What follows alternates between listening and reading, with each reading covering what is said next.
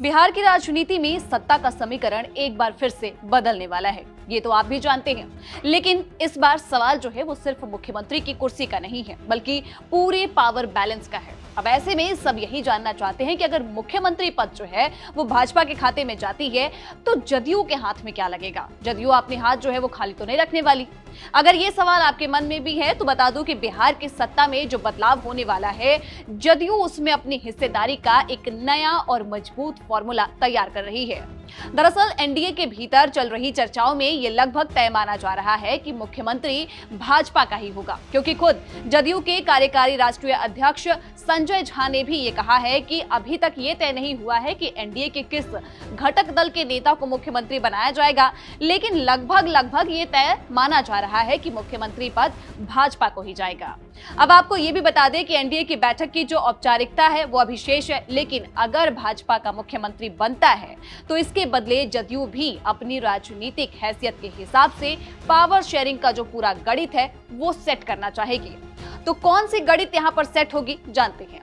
तो सबसे बड़ी बात तो 2 डिप्टी सीएम का फॉर्मूला यहाँ पर लागू होगा। देखिए, अब तक जो है नीतीश कुमार के नेतृत्व वाली सरकार में भाजपा के 2 उप मुख्यमंत्री रहे हैं। अब ऐसे में जदयू अब उसी मॉडल को पलटकर लागू करना चाहेगी, यानी अगर मुख्यमंत्री भाजपा का होगा तो जदयू 2 डिप्टी सीएम के पदों पर जो है वो अपना दावा ठोक सकती है।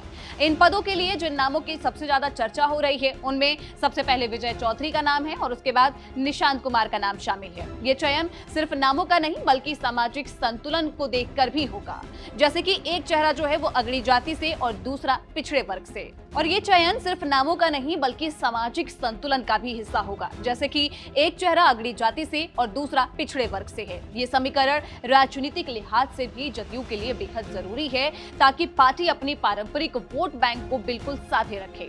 लेकिन कहानी यहाँ पे खत्म नहीं होती है। जदयू की जो नजर है वो सिर्फ डिप्टी सीएम के पदों तक सीमित नहीं है, बल्कि विधानसभा अध्यक्ष पद पर भी पार्टी यहाँ पर अपना दावा ठोक सकती है। अब तक सीएम जदयू का होने के कारण स्पीकर भाजपा के पास था, लेकिन अगर सीएम भाजपा का होता है तो ऐसी चर्चा है कि जदयू इस पद को अपने खाते में लाने की पूरी कोशिश करेगी। और सबसे अहम गणित तो यहाँ पर गृह विभाग का है। यहीं पर असली पेच जो है फंस सकता है, क्योंकि गृह विभाग सत्ता का सबसे ताकतवर मंत्रालय माना जाता है और ये फिलहाल भाजपा के पास है, लेकिन जदयू इसे भी अपने हिस्से में लाने की रणनीति बना सकती है।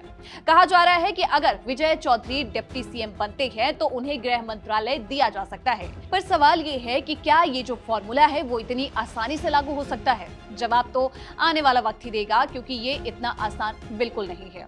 एनडीए के भीतर सीट शेयरिंग से लेकर मंत्रालयों तक हर फैसला आपसी सहमति और ताकत के संतुलन पर ही निर्भर करेगा।